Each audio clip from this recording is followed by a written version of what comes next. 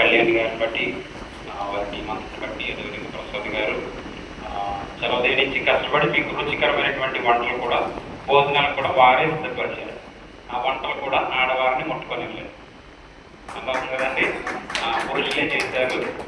అందుని బట్టి కూడా నేను సంతోషిస్తున్నాను. చక్కటి ఆత్మీయ ఎదుగుదల ఇదంతా కూడా చక్కటి బాధ్యతతో కూడినటువంటిది దేవుని పని పట్ల. సో ఎంతో కాలంగా వారికి అనే కార్యక్రమాలు చేస్తున్నారు. అందుని బట్టి నేను సంతోషిస్తూ సంఘానికి ఎంతకైనా సహకారులు ఎవరు ఉంటారని బట్టి స్థుతిస్తూ వారికి ప్రత్యేకమైనటువంటి వందనాలు. చక్కగా వాక్య ప్రకటనలు చదివిన ప్రియులు ప్రత్యేక వందనాలు. ప్రతి ఒక్కరు కూడా కార్యక్రమాల్లో పాల్గొందండి, బలపడండి. దేవుని సన్నిధిలో వాక్యం ప్రకటించడానికి కూడా వెనకాడొద్దు దయచేసి. కీర్తన భాగం కానీ లేక నడిపింపులు కానీ అన్ని విషయాల్లో. ఎందుకంటే భూమి మీద మనం ఉద్యోగం చేయకపోతే మన కుటుంబాలు నడవు, మనకి మంచి ఆరోగ్యం లేకపోతే మనము జీవించలేము. అట్లాగా ఇవి ఫిక్స్డ్గా మన జీవితంలో ఉన్నాయో దేవుని సేవ కూడా చాలా ప్రత్యేకమైనది. హల్లెలూయా. ఇది ప్రతి ఒక్కరికి అనుగ్రహించబడినది. దేవుని వాక్యం తెలియజేస్తుంది అపోస్తలులలో తమ పిల్లలు ఆత్మతో నింపబడుదురు, వారు అన్య భాషలు అంటే ఇది ఒక్క దైవజనుడు లేకపోతే ఒక్కనికి సంబంధించింది కాదు. క్రీస్తు శిరస్సు ప్రకారం మనమంతా అవయవాలై ఉన్నాము. కాలు పని చేయాలి, చెయ్యి పని చేయాలి, కన్ను పని చేయాలి, ముక్కు పని చేయాలి, అన్ని పని చేయాలి. అవునంటారా? అంటే సంఘంలో అందరూ పని చేయాలి. మనకందరికీ పైగా ఉన్నటువంటి యేసుక్రీస్తు వారి మనలను నడిపిస్తారు. అందరం కూడా ఒక ప్రత్యేకమైనటువంటి భాగాలుగా పనిచేసేటువంటి వారంగా ప్రతి ఒక్కరు కూడా ఉండాలని తెలియజేస్తున్నాను. అదేవిధంగా మనకి ట్రాన్స్పోర్ట్లో ఇప్పటి వరకు ఇంచుమించుకి 3 సంవత్సరాల నుంచి ఒక కారు ఉండేది. మళ్ళీ ఒక 2 వారాల క్రితమే ఇంకొక కారు కొనడం జరిగింది. మన ప్రియుడు వరప్రసాద్ గారు అండ్ నేను కలిసి దాన్ని షేరింగ్లో ఒక శుక్రవారం దేవుని సన్నిధికి ఈ యొక్క సంఘానికి వాడడానికి, మిగిలిన రోజులు వారి చేతిలోనే ఉంటుంది. సో వారు ఏదైనా బయట తిప్పుకునేటువంటి అవకాశం ఉంది.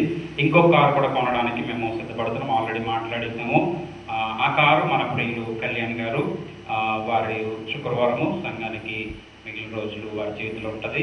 సో ఈ విధంగా ఒక చక్కటి మంచి ఆలోచనతోటి మేము కార్యక్రమాల్లో ముందుకు వెళ్ళిచుండగా తప్పకుండా ప్రార్థన చేయండి. వాటి యొక్క ఆర్థిక పరిస్థితుల్లో మేము సంఘం మీద మాత్రం కూడా భారం పెట్టకుండానే వాటిని కొనడానికి మేము సిద్ధపడ్డాం. మిమ్మల్ని ఇంటి దగ్గర కారు ఎక్కించుకుని సంఘాన్ని తీసుకొచ్చి మరలా క్షేమంగా ఇంటికాడే డ్రాప్ చేయాలి. అటువంటి మంచి పరిచయం చేయాలి. కోయిటింట్లో ఉన్నటువంటి వారిని మనం చూస్తుంటాం. అందరం ఎక్కువ మంది చేస్తున్నటువంటి వారం ఉన్నాం కాబట్టి చక్కటి ప్రేమాపేదలతో సంఘాన్ని ముందుకు తీసుకెళ్ళాలని ఒక ఆశ. సొంత కారు ఉన్నటువంటి వారు ప్రియులు రమేష్ గారు, తర్వాత ప్రియా జాన్సన్ బాయ్, అదేవిధంగా ఇంకా ఉన్నారు చిన్ని గారు, ఇంకెవరున్న సొంత కారులు ఇంకా ఉన్నటువంటి మన ప్రియులు రాజశేఖర్ గారు. వారైతే జహరా నుంచి, చిన్ని గారు జహరా నుంచి ఉదయం ప్రయాణమయ్యి సంపూర్ణంగా దేవుని కృపను బట్టి మనతో వారు సమయం గడపడానికి దేవుడు కృప చూపిస్తున్నారు. ఆత్మీయంగా ఎదుగుతున్నారు. వారి కొరకు ప్రార్థన చేయండి. మంచి సమయంలోనే తెలియజేసిన మాట, ఇంకా ఎవరైతే బాప్తిస్మం పొందలేదో తప్పక బాప్తిస్మానికి సిద్ధపడండి. కారణాలు చెప్పొద్దు. ఇది ఏ రక్షణ దినము, ఇది ఏ అనుకూల సమయము. ఈ రక్షణ దినం నుండి మనము తప్పించుకుంటే మనము పరలోకంలో మనము సమాధానము లేక దాని నుంచి ఏ విధంగా తప్పించుకుందరని దేవుని వాక్యము తెలియజేస్తుంటుంది. మాటలు బట్టి బలపరచబడుతూ అదేవిధంగా ట్రాన్స్పోర్ట్ వివరాలు, తర్వాత ఎక్కువ వాక్యానికి ఇప్పుడు బాగానే కూర్చున్నారు, కానీ ప్రారంభం నుంచి ఆఖరి లోపు ఏంటంటే కనుక అటు ఇటు ఎక్కువ తిరుగుతున్నారు అనేటువంటి కంప్లైంట్ ఉంది. కెమెరా చూసేవాళ్ళు కెమెరా చూడండి, మిక్సర్ దగ్గర ఉండేవాళ్ళు మిక్సర్ దగ్గర ఉండండి, భోజనం దగ్గర భోజనాలు. కానీ ఎక్కువ అటు ఇటు తిరుగుతున్న వారు తిరుగుతున్నట్టుగానే కనబడుతున్నారు. ఇప్పుడే ప్రశాంతంగా ఉంది. ప్రారంభంలో పెట్టే లేకపోతే ప్రసంగాన్ని అప్పుడు ఖచ్చితంగా కూర్చుంటారేమో. దయచేసి ఆ విషయాన్ని అర్థం చేసుకోండి. ఎక్కువ డోర్ ఓపెన్ చేసేటప్పటికి సౌండ్ బయటకు వెళ్ళిపోతుంది, డోర్ కూడా సౌండ్ వస్తుంది. కాబట్టి దయచేసి అందరూ కూడా ఈ విషయాల్లో కాస్త సహకరించాల్సిందిగా తెలియజేస్తున్నాను. నేను ఇంతకుముందు తెలియపరిచాను పెళ్ళిళ్ళ గురించి. నాకు ఆల్రెడీ పర్సనల్గా ఫోన్ చేసి చెప్తున్నారు, ఒక అబ్బాయి ఉన్నాడు, అమ్మాయి కావాలని. అమ్మాయిలో ఉన్నటువంటి వారు తెలియజేస్తున్నారు అబ్బాయి కావాలనేటువంటి విషయాన్ని. ఒకవేళ మన స్వదేశంలో మనకు తెలిసినటువంటి మంచి బిడ్డల కొరకు, ఆత్మీయమైనటువంటి కుటుంబాల కొరకు, ఆత్మీయమైన బిడ్డలు ఎవరైనా ఉంటే కనుక దయచేసి తెలియపరచండి. తద్వారా మీకు వేరే మీకు కావాల్సినటువంటి సమాచారాన్ని నేను అందివ్వడానికి సిద్ధపడతాను. జూలై 10వ తారీఖున నాది పుట్టినరోజు. దేవుడు ప్రత్యేకమైనటువంటి సంవత్సరంలోకి నడిపించబోతున్నారు. సో నేను తప్పకుండా సాక్ష్యం చెప్తాను ఆ ప్రత్యేకమైనటువంటి సంవత్సరం గురించి, బైబిల్లో ఉన్నటువంటి ఆ నెంబర్ గురించి. అందుకని నేను ప్రత్యేకంగా నేను ఇంతకుముందు ఆ పుట్టినరోజు చేసుకునేవాడిని కాదు. అప్పుడు ఉన్నటువంటి ఆలోచనలు, దైవజనులు చెప్పిన సలహా, ఆత్మీయ బిడ్డలు సంఘం ప్రేమించేటప్పుడు ఆ ప్రేమను పొందుకోవాలి అనేటువంటి కొన్ని మాటలు తెలియజేసిన తర్వాత నా మనసును మార్చుకుని ఆ కార్యక్రమాలని అతిగా వద్దు, సింపుల్గానే, తక్కువగానే, కాకపోతే ఆత్మీయులందరినీ పిలిచి ఆ యొక్క కార్యక్రమము దేవుడు గతించిన సంవత్సరాన్ని ఏ విధంగా నిలవబెట్టాడనేటువంటి సాక్ష్యాన్ని చెప్పుకుంటూ కార్యక్రమం నడిపించాలని ఆశపడుతున్నాను. ఒక్కసారి ఉన్నటువంటి వాళ్ళు సమాచారం వారికి అందచేయండి. 10వ తారీఖుని సెలవు తీసుకున్నాను. ఎందుకంటే చేయడం కూడా కారణం 10వ తారీఖుని సెలవు వచ్చింది, శుక్రవారం వచ్చింది. అదే రోజున నాకు సెలవు ఉంది కాబట్టి ఆ కారణాన ఆ కార్యక్రమం చేయడానికి ఆశ కలిగి ఉన్నాను. సో తప్పకుండా ఇందాక సహోదరులు తెలియజేశారు ప్రసాద్ గారు, ఛానల్ సబ్స్క్రైబ్ చేయమని, చేసుకోమని. సో మీరు ఈ పాటలు పాడుతున్నటువంటి పాటలు కానీ, లేక వర్తమానాలు కానీ, లేక మీరు ఏ కార్యక్రమంలో ఇక్కడ నిలబడినా ఆ కార్యక్రమాలు మా మొబైల్లో రికార్డ్ అయితే కనుక ఆ మొబైల్ రికార్డింగ్లో ఉన్నటువంటి ప్రతి వీడియోని కూడా నేను అప్లోడ్ చేస్తూ ఉంటాను. నేరుగా మీరు మీ కుటుంబానికి పంపించుకోవచ్చు. మీరు కూడా ఆ వీడియోని చూడడానికి అవకాశం ఉంటుంది. కాబట్టి దయచేసి ఛానల్ సబ్స్క్రైబ్ చేయండి. నేను రేపటి ఉదయం ఒకసారి గ్రూపులు పెడతాను. గ్రూపులో ఇంచుమించుగా 140 పైబడే ఉన్నారు. అందరూ కూడా ఛానల్ సబ్స్క్రైబ్ చేసుకుంటే కనుక ఆ యొక్క వీడియో మీ వరకు కూడా చేరుతుంది అనేటువంటి విషయాన్ని తెలియజేస్తున్నాను. మంచిది. సమయంలో వాక్యంలోకి వెళ్ళిపోతాం. పరిశుద్ధ లేఖనంలో నుండి స్తోత్రం. పరిశుద్ధ గ్రంథముల నుండి లూకా సువార్త 12వ అధ్యాయము 15వ అధ్యాయము స్తోత్రం 15వ అధ్యాయము 20వ వచనం ఒకసారి చదువుదాం. లూకా సువార్త 15వ అధ్యాయము. తండ్రి వారిని చూచి కనికరపడి పరిగెత్తి వాడి మెడ మీద పడి ముద్దు పెట్టుకొని కళ్ళు మూసుకుందాం. ప్రార్థన. పరిశుద్ధుడ పరమ తండ్రి నీకు వందనాలు. శ్రేష్టమైనటువంటి ఈ లేఖనంలో ఉన్నటువంటి లోతైన ప్రభావ సత్యాన్ని మాకు బయలుపరచండి. ప్రత్యక్షతలకు మమ్మల్ని నడిపించండి. ఆయన అక్షరము చంపను, ఆత్మ జీవింపచేయను. అక్షరము కాక ప్రభావం ఆత్మ సంబంధమైనటువంటి ప్రత్యక్షతలోకి మమ్మల్ని నడిపించమని ప్రభువుని నామాన్ని మహిమపరుస్తూ వినగల చెవులు, గ్రహించగల మనస్సు అందరికీ అనుగ్రహించమని నీవే మాతో నేరుగా మాట్లాడమని ప్రార్థన చేస్తూ ఇప్పుడందరూ మీ చేతులకు అప్పగిస్తూ యేసునామమును బట్టి ప్రార్థన నడుచున్నాము పరమ తండ్రి. ఆమేన్. పరిశుద్ధ గ్రంథాన్ని చదివేటప్పుడు లేక వినేటప్పుడు మనం అనుకుంటున్నటువంటి రీతిలో వ్రాయబడినటువంటి అక్షరాన్ని కాదు, వాక్యం తెలియజేస్తుంది. అక్షరము చంపును, ఆత్మ జీవింపచేయును. అందులో ఆత్మీయ అర్థము ఏంటి అని మనం ఆలోచన చేయగలగాలి. మా ప్రియులు ప్రత్యేకమైన బోయస్ గారు దైవజనులు గత వారం చాలా శ్రేష్టమైన వర్తమానాన్ని అందించారు. వారి ప్రత్యేకమైన వందనాలు తెలియజేస్తున్నాను. మా ప్రియులు ఇప్పుడే వచ్చారు, బోయస్ నడిపించాలి. వారికి నా ప్రత్యేక వందనాలు తెలియజేస్తున్నాను. తప్పక దేవునికి మహిమ కలుగుగాక. సో అక్షరం చంపును, ఆత్మ జీవింపచేయును. చదవబడినటువంటి వాక్య లేఖనంలో ఎప్పుడు కూడా అక్కడ ఉన్నటువంటి అక్షరాలు కంటే కూడా అక్షరాలు వెనుకున్నటువంటి దేవుని యొక్క చిత్తం ఏంటి, లేక దేవుని యొక్క ఉద్దేశం ఏంటి. 2 పేతురు 1వ అధ్యాయము ఐ థింక్ 22-23 కనబడుతుంది.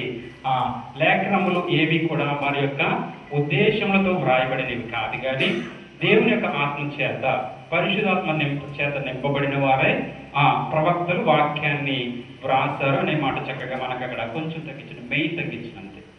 మెయిన్ కొంచెం ఎక్కువగా సో వ్రాసారు అనేటువంటి మాట. మొదట గంట ఇది దేవుని ఇచ్చ వలన లేక మనిషి ఇచ్చ వలన కాదు అనే మాట కూడా మనకు అక్కడ కనబడుతూ ఉంటుంది. సో ఈ మాటలు బట్టి బలపరచబడుతూ వాక్యము దేవుడై ఉన్నాడు, వాక్యమే మనకు జీవన ఆధారము అయి ఉన్నది. సో అటువంటి వాక్యాన్ని మనము అక్షరముగా చూడక ఆత్మీయ కోణంలో మనము చూడగలగాలి. సో చదవబడినటువంటి ఈ యొక్క వాక్య లేఖనాన్ని మనము మూలవాక్యంగా చూసుకుంటే కనుక ఈరోజు ఫాదర్స్ డే సందర్భంగా ఒక ప్రత్యేకమైనటువంటి వర్తమానాన్ని మనము ధ్యానం చేద్దాం. ప్రత్యేకమైనటువంటి మాటలను మనము ధ్యానం చేద్దాం.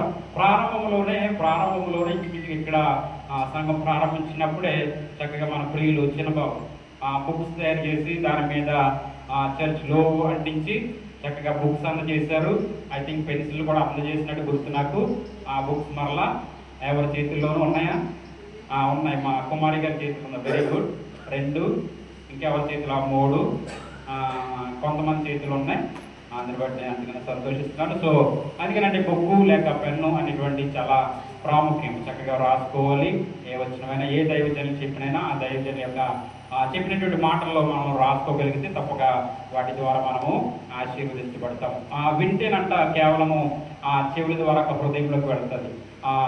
మనము పెన్నుతో రాస్తేనంట అది హృదయం మీద రాసుకున్నట్టే, అంత జ్ఞాపకం ఉంటుంది. కాబట్టి ఆ యొక్క రాసుకోవడం అనేటువంటిది కూడా మీరు చేయాలని తెలియజేస్తున్నాను. మంచి సమయంలో మరొక మాటను చూద్దాం. అది మూలవాక్యంగా అలా ఉంచండి. దానికి మరలా మనం ఆఖరిలో వెళ్దాం. ఆ సందర్భం ఏంటి అనేటువంటి విషయం. నిజంగా ఒక తండ్రిగా కుమారులుగా మనము ఉంటున్నటువంటి సమయంలో మనకు తండ్రులు ఉన్నారు. చక్కగా వారి యొక్క బాధ్యతలు వారు నిర్వర్తించారు.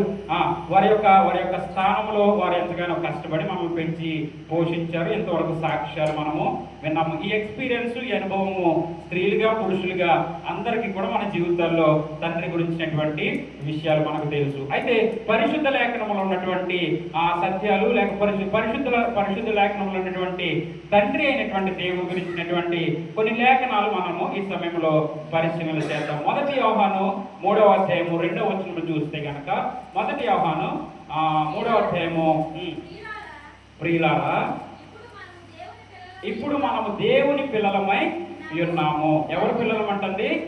దేవుని పిల్లలమై ఉన్నాము. ఏ విధంగా దేవుని పిల్లలై ఉన్నామనంటే గనక ఆదాముని దేవుడు తన చేతులతో సృష్టించి తన నాసికా రంధ్రములలో ఏమి ఊదెను? జీవవాయువును ఊదెను. తద్వారా ఆదాము దేవునికి కుమారుడు అని దేవుని వాక్యము తెలియజేస్తుంది. మన ముందు వచ్చిన నేను చూపిస్తాను. ఆదాము దేవునికి కుమారుడు. ఆదాము తరువాత వచ్చినటువంటి తరతరాలు ఇక ఎవరికి కుమారులు అవుతారు? దేవునికి కుమారులు అవుతారు. ముందుకు వెళ్తాము. యోహాను సువార్త 1వ అధ్యాయము 12వ వచనం. మొదటగా మనం చూసాము దేవుని పిల్లలమై ఉన్నాము. ఎవరి పిల్లలము? దేవుని పిల్లలమై ఉన్నాము. రెండవ మాట చూస్తే గనక 1వ అధ్యాయము 12వ వచనం. ఏ విధంగా మనము దేవునికి పిల్లలము అని ఆలోచన చేస్తే ఏ విధంగా మనము దేవునికి పిల్లలము, ఏ విధంగా మనం, ఎందుకంటే భూమి మీద అనేక మందిని దేవుళ్ళని చూస్తున్నాం, అనేక దేవతలను చూస్తున్నాం, లేకపోతే దేవుడిగా పిలువబడుతున్నటువంటి వారిని చూస్తున్నాం.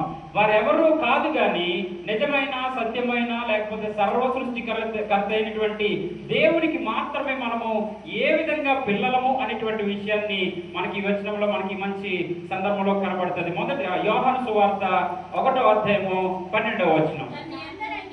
తను ఎందరు అంగీకరించిరో వారికందరికి, అనగా తన నామమందు విశ్వసించిన వారికి దేవుని పిల్లలగుటకు అధికారము అనుగ్రహించెను. ఏ విధంగానంట? ఆయన నామమును విశ్వసించినటువంటి వారికి. ఎందరు అంగీకరించరు? There is no limit. ఎవరికి కూడా హద్దులు లేవు, ఎవరు కూడా లేకపోతే ఆటంకాలు లేవు. ఎవరైతే యేసుక్రీస్తు యొక్క నామమును విశ్వసిస్తామో ఆయనే రక్షకుడని, ఆయనే విమోచకుడని, ఆయనే మనలను పరలోకానికి నడిపించేదని, ఆయనను పంపించినటువంటి తండ్రి సమస్తమును లేకపోతే సృష్టించారని, ఇది ఏ విధంగా మనమైతే విశ్వసిస్తామో వారికి అందరికీనంట. ఎందుకంటే విశ్వసించినటువంటి వారు అనేక మంది ఉన్నారు. అవునంటారా? విశ్వాసం లేనటువంటి వారు అంటే క్రీస్తుని అంగీకరించినటువంటి వారు అన్యులుగా, లేకపోతే ఇతర దేవుళ్ళని పూజిస్తున్నటువంటి వారు, నిజమైనటువంటి దేవుణ్ణి ఎరగనటువంటి వారు అనేక మందిని మనం చూస్తున్నాం కదా. అయితే ఎందరైతే ఆయన నామమును విశ్వాసం ఉంచినటువంటి ఆ వారికి పిల్లలగుటకు ఆయన అధికారము. మామూలుగా అయితే మనము ఏదో ఏంటంటారు, ఒకవేళ దత్తత తీసుకుంటే ఏం చేస్తాం, పేపర్లు రాసుకుంటాం. ఇక్కడ నో పేపర్స్, లేకపోతే నో రిజిస్ట్రేషన్. ఆయనను విశ్వసిస్తే చాలు, ఆయన పిల్లల మగుటకు మనకు అధికారము ఆయన అనుగ్రహించెను అనేటువంటి మాట మనము చూస్తున్నాం. ప్రియ దేవుని సంగమా, మనకు ఉన్నటువంటి తండ్రి ఏదైతే ఉన్నదో ఆయన మనకు తండ్రిగా ఆయన బాధ్యతలు ఆయన మన జీవితంలో నెరవేరుస్తున్నాడు. చిన్ననాటి నుండి కూడా కుమార్తెలను అయితే ఒక ప్రత్యేకమైనటువంటి ప్రేమతో తండ్రి పెంచుతూ ఉంటారు. సో కుమారులే కదా, వాడు పర్వాలేదు, మగవాడు, వాడు ఎలాగైనా బ్రతికేస్తాడు, వాడు బయటికి వెళ్ళి బ్రతకగాడు, ఆడపిల్ల కదా మరొక ఇంటికి వెళ్తే ఎలా ఉంటది అనేటువంటి కొన్ని తారతమ్యాలు కూడా మనకు కనబడుతూ ఉంటాయి. ఆ విధంగా తండ్రులు ఇటు కుమారులను చూడాల్సిన రీతిలో కుమారులను చూస్తారు, కుమార్తెలను చూడాల్సినటువంటి రీతిలో కుమార్తెలను కూడా చూస్తూ ఉంటారు. నేను ఇందాక పెట్టినటువంటి పాటలో అనుకోకుండా ఒక లైను నీ కుమార్తెలు అనేటువంటి మాట కూడా ఉంది. అమ్మాయి బ్రతికిపోయాను, ఒకవేళ ఆ మాట కూడా పెట్టకపోతే సంఘంలో స్త్రీలందరూ అసలు మా గురించి ప్రసంగం లేదు, ఓ పాటలో మా మాట లేదు అంటారా? ఖచ్చితంగా వచ్చేవారం అంతా స్టోరీ నడుస్తుంది. ఆ మాటను చూసి నేను అమ్మయ్య అనుకుని సంతోషపడ్డాను. దేవునికి మహిమ కలుగును గాక. దేవునికి అందరము కుమార్తెలము, కుమారులుగా దేవుడు మనలను చూస్తున్నాడు. తండ్రి, మనకున్నటువంటి తండ్రి దేవునికి రిప్రజెంటేటివ్ గా, లేకపోతే పరలోకమందున్నటువంటి తండ్రి మనకు ఫిజికల్ గా ఇచ్చినటువంటి మన తండ్రికి రిప్రజెంటేటివ్ గా కనబడుతున్నాడు. ఎందుకంటే పరలోకమందున్నటువంటి తండ్రిని మనం చూడలేదు.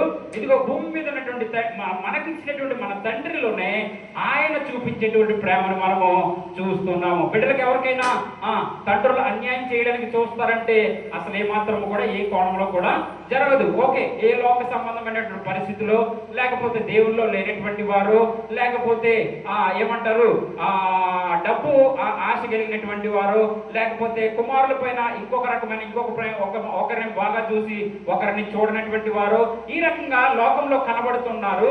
అయితే ఆత్మీయంగా ఉన్నటువంటి మనము, దేవునిని ఎరిగి ఉన్నటువంటి మనము, దేవుని ఎరిగి ఉన్నటువంటి మన తల్లిదండ్రులు కూడా వారికి ఉన్నంతలో పరలోకమందున్నటువంటి తండ్రి ఏ విధంగా అయితే మనల్ని ప్రేమిస్తున్నాడో, హల్లెలూయా హల్లెలూయా, ప్రేమిస్తున్నాడో అట్టి రీతిలోనే ఆయన కూడా మనల్ని ఇక్కడ ఉన్నటువంటి తండ్రి దేవునికి రిప్రజెంటివ్ గా, అంటే ఆయన ప్రేమను కనబరచడానికి ఇక్కడ ఉన్నటువంటి తండ్రి మనకు కనబడుతూ ఉంటాడు. మరొక మాటను చూస్తే కనుక మరొక మాటలు మనం ముందుకు వెళదాము. లోకాసు వార్త 3వ అధ్యాయము 38వ వచనంలోకి వెళితే కనుక 3వ అధ్యాయము 38వ వచనంలో ఆదాము దేవునికి కుమారుడు అనే మాటను మనం చూస్తున్నాం. లేఖనాలు చూపించుకుంటూనే నేను వాక్యం చెప్తూ ఉంటాను. అయినప్పటికీ కూడా లేఖనాలు చూపిస్తే మన హృదయము సమ్మతిస్తుంది, అంగీకరిస్తుంది వాక్యాన్ని. లేఖనాన్ని చూద్దాం. 3వ అధ్యాయము 38వ వచనం. ఎనోషు షేతుకు, షేతు ఆదాముకు, ఆదాము దేవునికి కుమారుడు. ఏ విధంగానంటే గనక తన చేతులతో చేయబడినటువంటి ఆదాము, మట్టిగా ఒక బొమ్మను తయారు చేసినటువంటి దేవుడు, ఆయనలోనికి దేవునిలో ఉన్నటువంటి జీవ వాయువును ఊదినటువంటి దేవుడు. కాబట్టి ఆదాముకి తండ్రి ఎవరనంటే గనక దేవుడై ఉన్నాడు. హల్లెలూయా హల్లెలూయా. ఇందాక మనం చదివినటువంటి మాటలో కూడా మనకు ఇంకో మాట కనబడుతుంది. యోహాను సువార్త 1వ అధ్యాయం 12వ వచనంలో కనబడుతుంది. ఏంటంటే కనుక 13వ వచనంలో దేవుని వలన పుట్టిన వారే కానీ,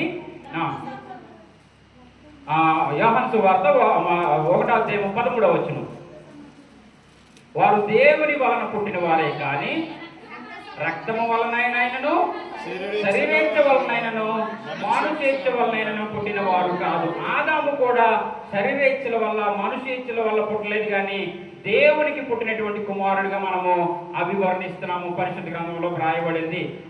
ఎవరైతే ఆయనను అంగీకరిస్తారో, ఆయన నామమందు విశ్వసిస్తారో, ఇప్పటికి ఇంకా కూడా అంగీకరించిన వారు, బాప్తిస్మం పొందినటువంటి వారు మన మధ్యలో ఉంటూ ఉన్నారు.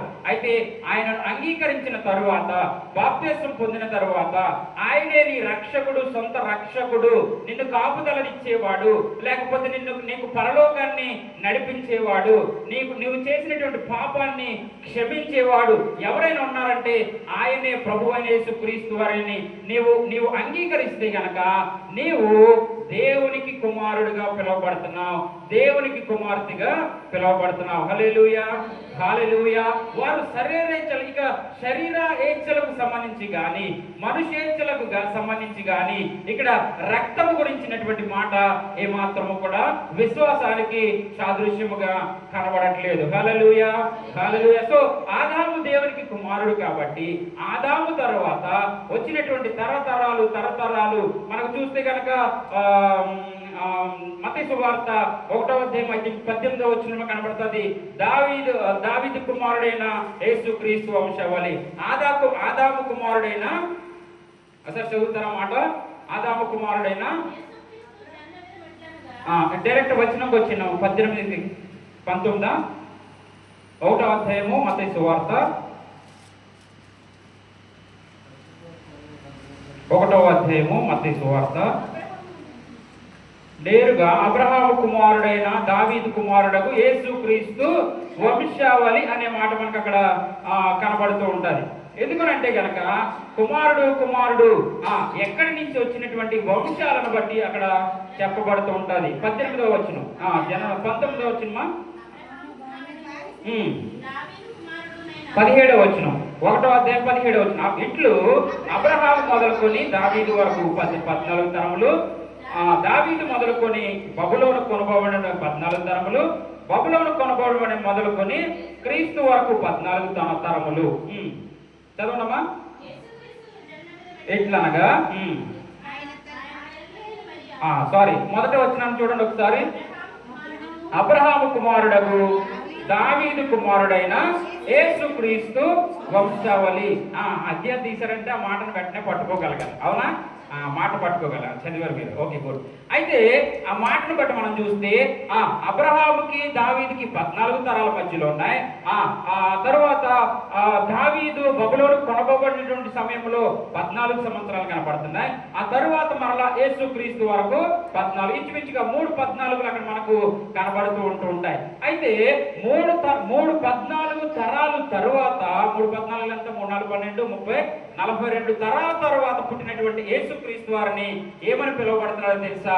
అబ్రహాము కుమారుడైన దావీదు కుమారుడకు యేసుక్రీస్తు వంశావళి అని. అంటే కనుక అక్కడ పురుషునిలో నుండి వచ్చినటువంటి బీజమును బట్టి అక్కడ లెక్కగా మనకు పరిశుద్ధ గ్రంథము కనబడుతూ ఉంటుంది. హల్లెలూయా, హల్లెలూయా. సో వీరందరికీ తండ్రిగా మనకి ఎవరు కనబడుతున్నారంటే పరలోకమందున్నటువంటి తండ్రి వీరందరినీ సృష్టించి సృష్టి క్రమంలో వారిని ఏర్పరుచుకుని ఆయనకు ఇష్టమైనటువంటి కుమారులుగా నడిపించినట్టుగా మనం చూడగలుగుతున్నాం. హల్లెలూయా, హల్లెలూయా. ఈ మంచి సాయంకాల సమయంలో వాక్యం వింటున్నటువంటి మనము దేవుని సంఘంలో కొనసాగబడుతున్నాం. మనము దేవుని అంగీకరించినటువంటి మనము ఏ విధంగా దేవునికి కుమారులు అనబడతాం. హల్లెలూయా, హల్లెలూయా. సో మనము ఏ విధంగా దేవుని కుమార్తెలను అనబడతాం అనేటువంటి విషయాన్ని కూడా ఈ మంచి సమయంలో మన వాక్య ధ్యానం చేద్దాం. ఇంకా ముందుకు వెళితే కనుక గలతీయులకు రాసినటువంటి పత్రిక 3వ అధ్యాయము 26వ వచనంలో మనం మంచి మాట కనబడుతుంది. చూడండి, గలతీయులకు రాసినటువంటి పత్రిక 3వ అధ్యాయము 26వ వచనం. మనము ఏ విధంగా దేవునికి కుమారులము, యేసుక్రీస్తునందు మీరు అందరూ విశ్వాసము వలన దేవునికి కుమారులై ఉన్నారు. చూసారా, ఇప్పుడు మనకి దేవునికి ఉన్నటువంటి సంబంధము ఏ విధంగా కలిసిందనంటే గనక యేసుక్రీస్తు ద్వారా విశ్వసిస్తే గనక మనము దేవునికి కుమారులము. అంటే క్రీస్తులో విశ్వాసము లేకపోతే దేవునికి మనం ఏమాత్రము కూడా కుమారులుగా పిలవబడము. కాబట్టి దేవునికి కుమారులుగా పిలువబడాలంటే గనక ఏం చేయాలి? యేసుక్రీస్తునందు విశ్వాసం ఉంచాలి. హల్లెలూయా. ఏంటి ఆ విశ్వాసం అంటే గనక 2000 సంవత్సరాల క్రితము యేసుక్రీస్తు వారు భూమి మీదకి వచ్చారు, నా కొరకు ప్రాణం పెట్టారు. ఆయనే నిజమైనటువంటి దేవుడు, తండ్రి అయినటువంటి దేవుడు కుమారుడిగా ఆయనను భూమి మీదకి పంపించారు. తండ్రి కుమారుల బంధము కూడా యేసుక్రీస్తు వారిని తండ్రి అయినటువంటి దేవుడిని మనము పోల్చి చూస్తే కుమారుడుగా తండ్రి అయినటువంటి దేవుని మాటకు చాలా విధేయుడుగా యేసుక్రీస్తు వారు కనబడుతున్నారు. హల్లెలూయా, హల్లెలూయా. తండ్రి చిత్తమును నెరవేర్చుటకే నేను భూమి మీదకి వచ్చానని మంచి మాట మనకు పరిశుద్ధ గ్రంథంలో కనబడుతూ ఉంటది. ఎందుకంటే సిలువ త్యాగం అనేది చాలా భయంకరమైనది. ఎంతో పాపము చేసినటువంటి వారిని ఆ సిలువ మీద వేలాడేస్తారు. కానీ దేవుని చిత్తాన్ని అంగీకరించినటువంటి వాడే ప్రభు అయినటువంటి యేసుక్రీస్తు వారు తన ప్రాణాన్ని మనందరి నిమిత్తము సిలువలో బలియాగమైనట్టుగా చూస్తూ ఉన్నాం. హల్లెలూయా, హల్లెలూయా. సో బలియాగమైనటువంటి ఆ యేసుక్రీస్తుని అంగీకరించుట ద్వారా మనమందరము దేవునికి కుమారులుగా పిలువబడుతున్నాం. హల్లెలూయా, హల్లెలూయా. మరొక మాట చూస్తే కనుక గలతీయులకు రాసినటువంటి పత్రిక 4వ అధ్యాయము 6వ వచనంలో ఒక మాట కనబడుతుంది. గలతీయులకు రాసినటువంటి పత్రిక 4వ అధ్యాయము 6వ వచనం, మరియు మీరు కుమారులై ఉన్నందున నాయన తండ్రి అని మొరపెట్టు తన కుమారుని ఆత్మను దేవుడు మన హృదయములోనికి పంపెను. మనం ప్రార్థన చేస్తున్నాం, తండ్రి నాయన అని పిలుస్తూ ఉంటాం. మత్తయి సువార్తలో పరలోక ప్రార్థన ఉంటుంది, పరలోకమందు ఉన్నటువంటి మా తండ్రి అని పిలుస్తూ ఉంటాం. ఏ విధమైనటువంటి ఈ బంధము అని అంటే గనక మనము క్రీస్తుని అంగీకరించడం ద్వారా ఈ బంధము ఏర్పరచబడినది. మనము దేవుని కుమారులము, దేవుని కుమార్తెలము. నిజంగా కూడా దేవుని పరిశుద్ధాలయంలో చేరి వచ్చాము కాబట్టి దేవుని కుమారులుగా పిలువబడుతున్నాం. ఇదే సమయంలో గనక లోకంలోనో పాపంలోనో దేవునిని ఎరగనటువంటి వారుగానో లేకపోతే క్రీస్తుని అంగీకరించినటువంటి వారుగానో వ్యసనాలతోనో ఇంకొక రంగం ఉంటే గనక మనము దేవుని పిల్లలుగా వారు పిలువబడతారా అంటే వారే మాత్రము కూడా దేవుని కుమారులు కానే కాదు. దేవుని సన్నిధిలో ఉండి దేవుని అంగీకరించి పరిశుద్ధమైనటువంటి జీవితాన్ని ఎవరైతే జీవిస్తున్నారో వారు మాత్రమే దేవునికి కుమారులుగా పిలువబడుతున్నారు. ఈరోజు ఫాదర్స్ డే మనం జ్ఞాపకం చేసుకుంటున్నాం. ఫిజికల్ గా ఉన్నటువంటి లేకపోతే మన తండ్రిని మనం జ్ఞాపకం చేసుకుంటే మనకెంత హృదయంలో నుండి వారు చేసినటువంటి గొప్ప కార్యాలను బట్టి వారు పెంచినటువంటి విధానము మన జీవితాలకు ఎంత ఆశ్చర్యాన్ని కలిగిస్తుందో, ఇదిగో పరలోకమందున్నటువంటి ఈ సర్వాన్ని సృష్టించినటువంటి దేవుడు. ఇంకా మీకు బాగా అర్థం కావడానికి ఈ విషయాలు జ్ఞాపకం చేస్తాను. సాధారణంగా మనకున్నటువంటి తండ్రి భోజనాన్ని సిద్ధపరచవచ్చు, వస్త్రాలు సిద్ధపరచవచ్చు, గృహాన్ని సిద్ధపరచవచ్చు, ఇంకా చదువుకోవడానికి మంచి అవకాశాలు కల్పించవచ్చు వారు కష్టపడి. అయితే పరలోకం అందునటువంటి తండ్రి సిద్ధపరిచిన ఏంటో తెలుసా? నువ్వు గాలి పీల్చాలంటే ఆక్సిజన్ కావాలి. ఆయన గాలిని సృష్టించినటువంటి దేవుడు, భూమి ఆకాశములను సృష్టించినటువంటి దేవుడు, నీరు వాతావరణాన్ని సృష్టించిన దేవుడు. ఇవన్నీ ఎవరి కొరకంటే నీ కొరకే. హల్లెలూయా, హల్లెలూయా. ఆ 5 దినాలు ఆయన ఆ సృష్టినంతటి చేసి 6వ దినాన ఆయన మనిషిని మనము సృష్టించినట్టుగా మనము చూడగలుగుతూ ఉంటాం. అంటే 5 రోజులు ముందు మనిషికి కావలసిన సమస్తాన్ని సృష్టించిన తరువాతే ఏం చేశాడు? మనిషిని సృష్టించినట్టుగా మనము చూడగలుగుతున్నాం. సో ఇట్లాగా ప్రతి మాటలోనూ ప్రతి ఒక్క లేఖనాల్లో మనం గమనించగలిగితే గనక దేవుని యొక్క గొప్ప ఉన్నతమైనటువంటి ప్రేమను మనము జ్ఞాపకం చేసుకోగలుగుతూ ఉంటాం. హల్లెలూయా, హల్లెలూయా.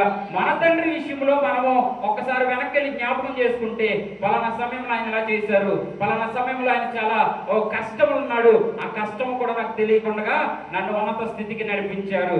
లేకపోతే ఆయనకి పలానా టైంలో ఆర్థికమైనటువంటి ఇబ్బందులు ఉన్నాయి, ఆ ఇబ్బంది కూడా నాకు తెలియకుండా. ఎందుకంటే పరలోకపు తండ్రిని మనకి భూమి మీద ఉన్న దేవుడు ఇచ్చినటువంటి తండ్రి రిప్రజెంట్ గా కనబడుతున్నాడు. వారు ఆ విధంగా చేయగలిగితేనే, వారు ఆ విధంగా చూపించగలిగితేనే ఆ ప్రేమను ఈ రోజున మనము నేర్చుకున్నాము, మన బిడ్డలకు మనము అవి నేర్పించగలుగుతున్నాం. హల్లెలూయా, హల్లెలూయా. ఇది సృష్టి యొక్క క్రమము, లేకపోతే దేవుని చిత్తములో నడిపించబడుతున్నటువంటి విషయముగా మనము గమనించగలుగుతుంటాం. ఇంకా వాక్యంలోకి ముందుకు వెళదాము. వాక్యం మత్తయి సువార్త, ఇందాక మనము చెప్పినటువంటి పరలోక ప్రార్థన గురించి. అది మత్తయి సువార్త 6వ అధ్యాయము 9వ వచనంలో మనం ఆ పరలోక ప్రార్థన ఏ విధంగా చేయాలని శిష్యులకు నేర్పిస్తున్నటువంటి మాటగా మనం అక్కడ చూడగలుగుతుంటాం. ఎలాగూ చేయుడి, పరలోకమందున్న మా తండ్రి, నీ నామము పరిశుద్ధపరచబడుగాక, నీ రాజ్యం వచ్చుగాక. సో పరలోకమందున్నటువంటి మా తండ్రి అని మనము ఉచ్చరిస్తూ లేకపోతే మాట్లాడుతూ ఆ యొక్క ప్రార్థనను మనము ప్రారంభిస్తాం. ముగించేటప్పుడు ఎవరి ద్వారా ముగిస్తామంటే యేసుక్రీస్తు నామములో ఈ ప్రార్థన అడుగుచున్నాము మరలా తండ్రి అని అంటాం. అవునంటారా? సో ఇదంతా కూడా ఈ క్రమము, ఈ యొక్క పరిశుద్ధ లేఖనాలు, వాటి యొక్క సత్యాలను మనము గ్రహిస్తూ అన్వయిస్తూ, అందుకనే వాక్యం చదివేటప్పుడు వాక్యములో ప్రత్యక్షత కావాలి, ఆ వాక్యపు వెలుగులోనికి మనం వెళ్ళగలగాలి. సాధారణంగా ఏంటంటే కనుక కొంతమంది మనం చూస్తుంటాం, వాక్యం చదువుతారు, లేకపోతే అందులో అనుభవాన్ని సంపాదిస్తాము అన్నటువంటి వాటిలో కొంతమంది చూస్తే కనుక అసలైనటువంటి ఇంకా లోతైనటువంటి సత్యాన్ని ఎరగక పైనున్నటువంటి అక్షరాలను మాత్రమే చూసి, లేకపోతే స్టోరీని మాత్రమే చూసి ఆ స్టోరీ వరకే నాకు వాక్యం తెలిసింది అని ఆలోచన చేస్తుంటారు. అదే మాట ఇంకా మీకు అర్థం కావాలంటే కనుక ఒక ఎగ్జాంపుల్ ఏంటంటే కనుక దావీదు గొల్లియాతును పడగొట్టెను, లేకపోతే యోనా చేప కడుపులో చేప మింగెను. ఇట్లాంటి కొన్ని విషయాలు ఏదో చిన్నప్పటి నుంచి కథలు ఉంటాయి చూసారా, ఈ కథలు తెలిసినటువంటి పరిస్థితుల్లో ఇక వాక్యం తెలిసిపోయింది అనేటువంటి ఆలోచన మనం పెట్టుకోకూడదు. ఎప్పుడైతే లోతైనటువంటి అర్థాన్ని మనము అర్థం చేసుకోగలగాలి, లోతైనటువంటి సత్యాన్ని ఎరిగేటువంటి వారముగా మనము ఉండగలగాలి. ఆ ప్రత్యక్షత నిజంగా కొంతమంది దైవజనులు తెలియజేస్తూ ఉంటారు, ఆ ప్రత్యక్షతలోకి మమ్మల్ని నడిపించు ప్రభువా అనేటువంటి మాట ప్రార్థన చేస్తుంటారు. ఇంకా మనం ముందుకు వెళితే కనుక 2వ కొరింథీ రాసినటువంటి పత్రిక 6వ అధ్యాయము 18వ వచనంలో మనకు ఒక మాట కనబడుతుంది. చూడండి, 6వ అధ్యాయము 18వ వచనం. మరియు 2వ కొరింథీ 6వ అధ్యాయము 18వ వచనం. మరియు నేను మిమ్మల్ని చేర్చుకుందును. 2వ కొరింథీ 6వ అధ్యాయము 18వ వచనం. మనము జీవము గల దేవుని ఆలయమై ఉన్నాము. 2వ కొరింథీ 6వ అధ్యాయము 18వ వచనం. అందుకిలాగు దేవుడు సెలవిచ్చుచున్నాడు. అందుకు దేవుడు ఇలాగూ సెలవిచ్చుచున్నాడు, నేను వారిలో నివసించి సంచరించును, నేను వారిలో దేవుడనై ఉందును, వారు నా ప్రజలై ఉందురు, కావున మీరు వారి మధ్య నుండి బయలు వెళ్ళండి. కరెక్టేనా? బయలు వెడలి ప్రత్యేకంగా నేను మిమ్మను చేర్చుకుందును, మీకు తండ్రినయ్యుందును, మీరు నాకు కుమారులను కుమార్తెలునయ్యుందురని సర్వశక్తి గల ప్రభువు చెప్పుచున్నాడు. అర్థమవుతుందండి? కంగారు పడవద్దు వాక్యం చదివేటప్పుడు. 2వ కొరింథీ 6వ అధ్యాయము 18వ వచనం అక్కడ తెలియచేయబడుతున్న మాట ఏంటంటే, నేను మిమ్మును చేర్చుకొందును, మీకు తండ్రినయ్యుందును, మీరు నాకు కుమారులను కుమార్తెలునై యుందురని సర్వశక్తి గల ప్రభువు చెప్పుచున్నాడు. సో శ్రేష్టమైనటువంటి మాటలుగా దేవునికి మనము కుమారులుగా కుమార్తెలుగా పిలువబడుతున్నాము. మనకున్నటువంటి తండ్రి మన జీవితంలో మనకి ఎన్ని ప్రత్యక్షంగా కనబడుతున్నాడో, మన ఆత్మీయ తండ్రి లేకపోతే సర్వమును మన కొరకు సృష్టించినటువంటి తండ్రి మనకు యెహోవా అయి ఉన్నాడు. హల్లెలూయా, హల్లెలూయా. ద్వితీయోపదేశకాండము 32వ అధ్యాయము 6వ వచనంలో మంచి మాట కనబడి ఒకసారి చూద్దాం.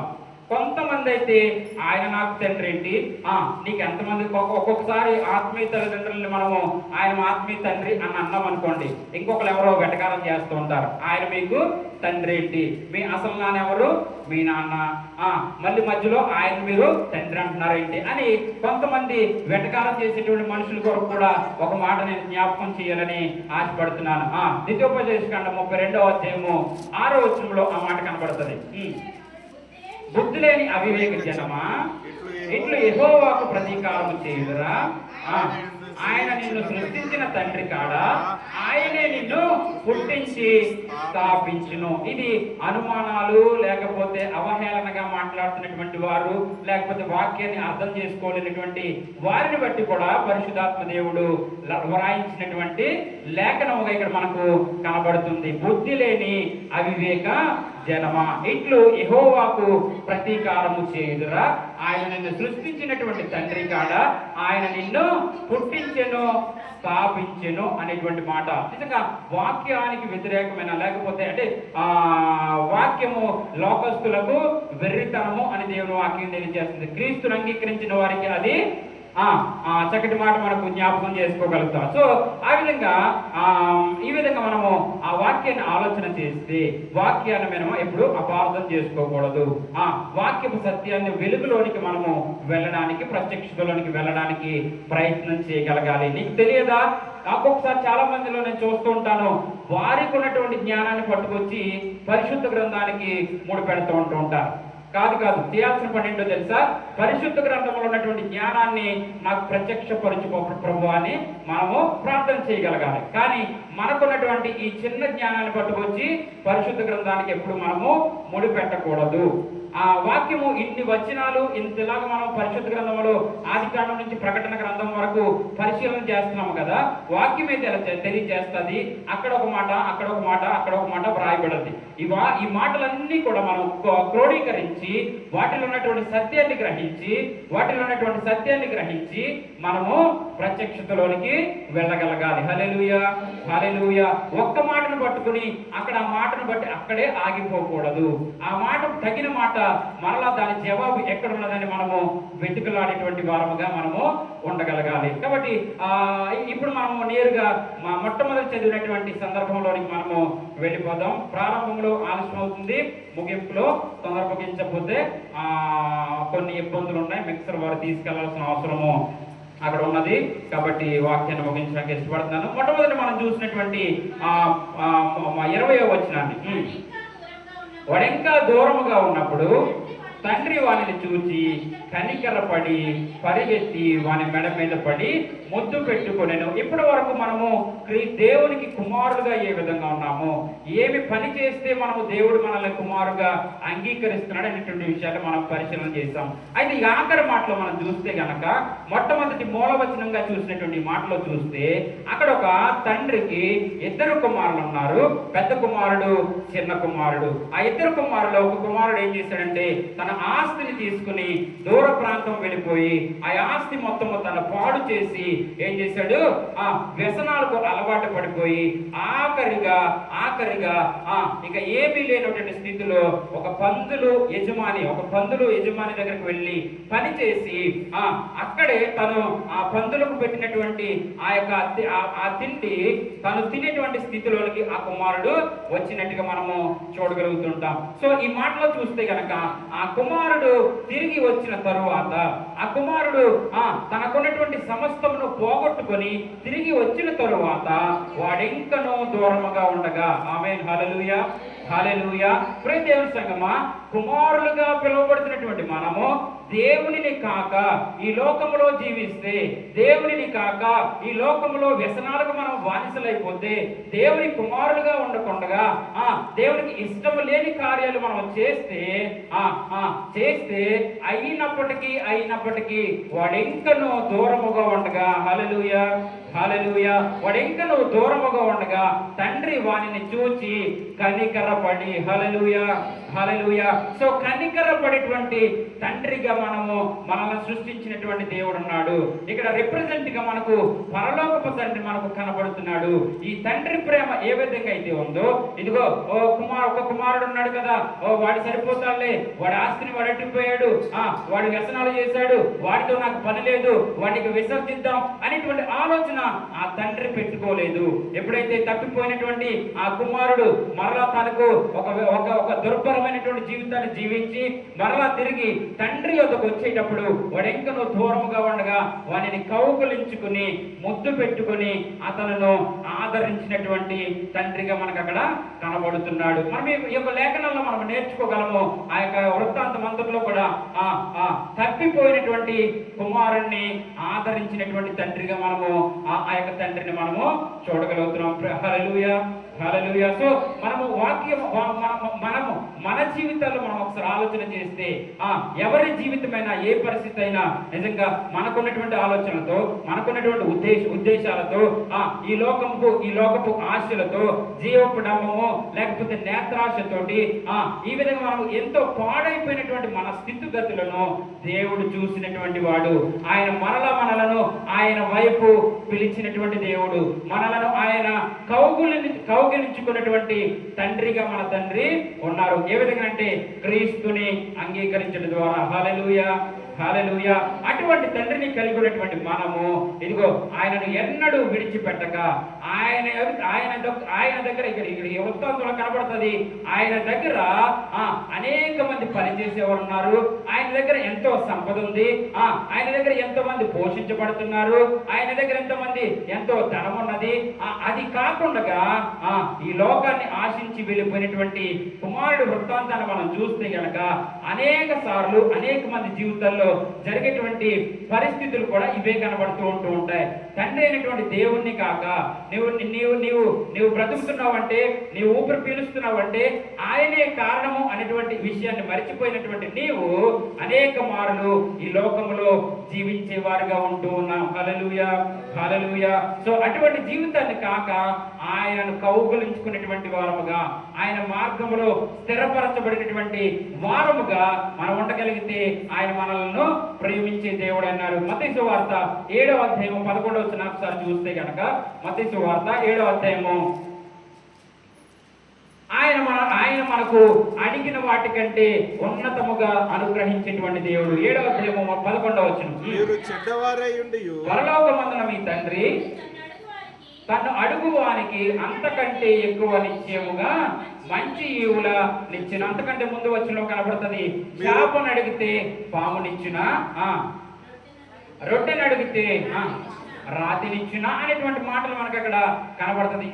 సో ఇక్కడ భూమి మీద ఉన్నటువంటి మీ తండ్రి ఎంత శ్రేష్టమైన పని చేస్తుంటే, పరలోకం ఉన్నటువంటి తండ్రి తను అడుగు వారికి అంతకంటే ఎక్కువ నిశ్చయముగా మంచి ఈవులను ఇచ్చెను అనేటువంటి మాట మనకు కనబడుతూ ఉంటది. అంత మాత్రమే కాదు, 63వ అధ్యాయం యెషయా పుస్తకము 63వ అధ్యాయము 16వ వచనం కనబడుతుంది.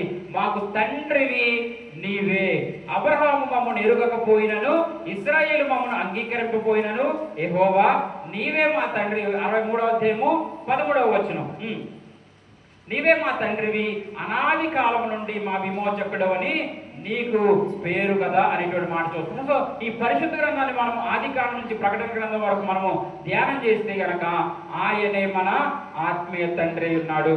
ఆయనే మనలను సృష్టించినటువంటి తండ్రి ఉన్నాడు. హలే చెప్తారా? హల్లెలూయా, హల్లెలూయా. సో ఆయనే మన ఆత్మీయ తండ్రి కాబట్టి ఆ తండ్రి యొక్క అడుగు జాడలలో, ఆ తండ్రి యొక్క చిత్తములో మనము నడిపించబడాల్సినటువంటి వారమై ఉన్నాం. ఆఖరిగా ఒక మాట చూపించి నేను వాక్యాన్ని ముగించడానికి ఇష్టపడుతున్నాను. ప్రకటన గ్రంథము 21వ అధ్యాయము 7వ వచనములో, ప్రకటన గ్రంథము 21వ అధ్యాయము 7వ వచనంలో మంచి మాట కనబడతారు. జయించువాడు వీటిని స్వతంత్రించుకొనును, నేను అతనికి దేవుడు నయ్యుందును, అతడు నాకు కుమారుడు. జయించువాడు ఈ జీవితాన్ని జయించాలి. పాపం అనేటువంటి ఆ స్వభావం నుండి జీవితంలో జయం పొందాలి. ఈ లోక సంబంధమైనటువంటి పాప సంబంధమైన పరిస్థితుల నుంచి మనము జయము పొందాలి. జయించబడినటువంటి వారమైతే, దేవుడికి ఇష్టమైనటువంటి క్రియల నుండి మనము దూరముగా ఉంటే, దేవుడు నయ్యుందును, నాకు కుమారుల ఎందురు అనేటువంటి మాట మనం చూస్తుంటాం. ఆ కింద 8వ వచనం చూస్తే కనుక, ఒకవేళ జయించలేని వారు 8వ వచనం చూడండి ఒకసారి. పిరిగివారును, అవిశ్వాసులను, అసహ్యులను, నరహంతకులను, వ్యభిచారులను, మాంత్రికులను, విగ్రహార్థకులను, అబద్ధికులందరూ అగ్ని గంధకులతో మండి కొండంలో పాలు పొందుదురు. ఇది 2వ అక్కడ. అంటే ఈ 8వ వచనంలో అందరూ ఎవరంటే దేవుని కుమారులు కాదు. హల్లెలూయా, హల్లెలూయా. దేవుని కుమారులు కుమారులుగా పిలువబడితే గనక జీవితాన్ని జయిస్తాము, సాధిస్తాము, యథార్థంగా జీవిస్తాము, విశ్వాసంలో ఉంటాము, దేవుని పరిచయం చేస్తాము, దేవునికి లోబడతాము, ఇవన్నీ చేస్తాము. కాబట్టి దేవుడు మనకు తండ్రి అయి ఉన్నాడు. ఆమేన్. దేవుడు మనకు తండ్రి ఉన్నాడు. ఆమె చెప్తారా? అతడు నాకు కుమారుడై ఉన్నాడు, నేను అతనికి దేవుడునై ఉన్నాను. హల్లెలూయా, హల్లెలూయా. అటు దైవ కృప దేవుడు తండ్రిగా లేకపోతే కుమారులుగా కుమార్తెలుగా ఉన్నటువంటి ఆయనే తండ్రిగా ఉన్నటువంటి దైవ కృప దేవుడు అందరికీ అనుగ్రహించి బలపరచునుగాక. ఆమేన్. అందరూ లేచి నిలబడినట్లయితే చిన్న ప్రార్థన చేసుకుని వాక్యాన్ని మనము కార్యక్రమం ముగింపులోకి వెళదాం. హల్లెలూయా, స్తోత్రం తండ్రి.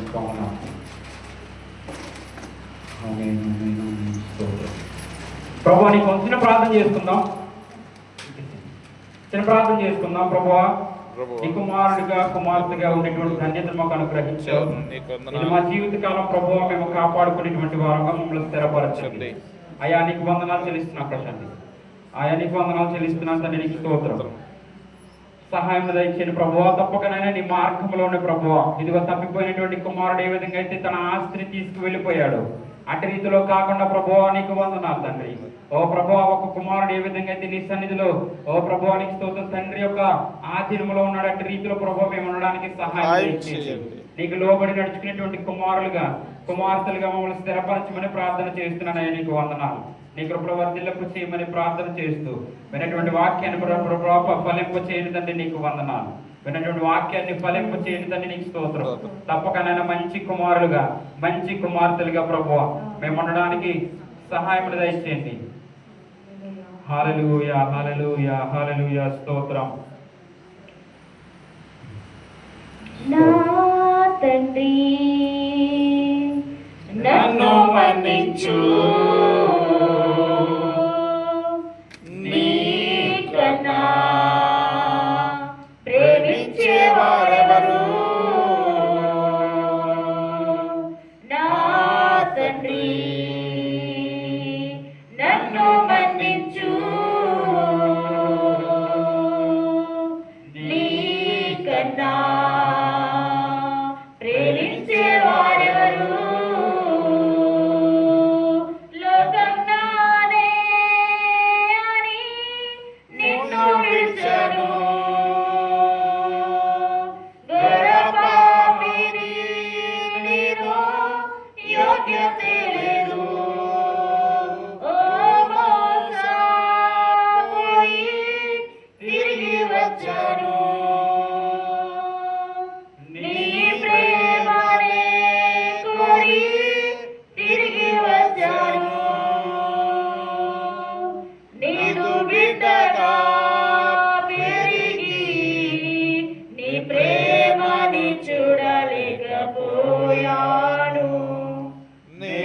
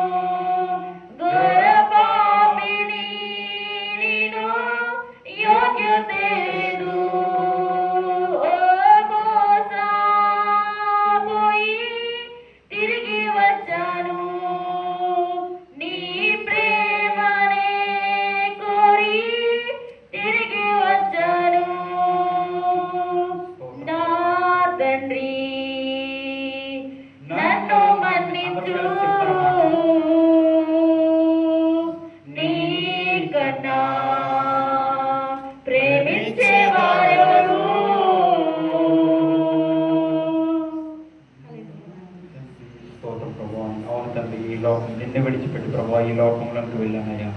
ప్రభువానికి స్తోత్రం తండ్రి, నన్ను మరలా అంగీకరించయ్యా, నీకు వందనాలు. అంగీకరించి ప్రభువానికి స్తోత్రం తండ్రి, నీకు వందనాలు. అనేటువంటి వాక్య సత్యాన్ని ప్రభువా మా హృదయాల్లో స్థిరపరచుందండి. నీవే మా తండ్రి ప్రభువా, తండ్రి అని ప్రభువా, మేము సత్యమని ప్రభువానైనా నేను మా హృదయాల్లోకి నైనా నడిపించమని ప్రార్థన చేస్తున్నా తండ్రి. బలపరచండి బలపరచండి బలపరచండి ఆయనకి స్తోత్రం. నీ వాక్యంతో మమ్మల్ని సంతృప్తిపరచమని ప్రార్థన చేస్తూ అయ్యా నీకు వందనాలు చెల్లిస్తూ తప్పక వాక్యాన్ని ఫలింప చేయమని ప్రభువా, నీవే మా తండ్రి అని ప్రభువా మేము సంపూర్ణంగా విశ్వసించేటువంటి వారు మమ్మల్ని స్థిరపరచమని ప్రార్థన చేస్తూ యేసునామమున బట్టి ప్రార్థించున్నాం తండ్రి. వచ్చే శుక్రవారము అందరూ ఒకసారి కూర్చుంటే చిన్న ప్రకటన తెలియజేస్తాం.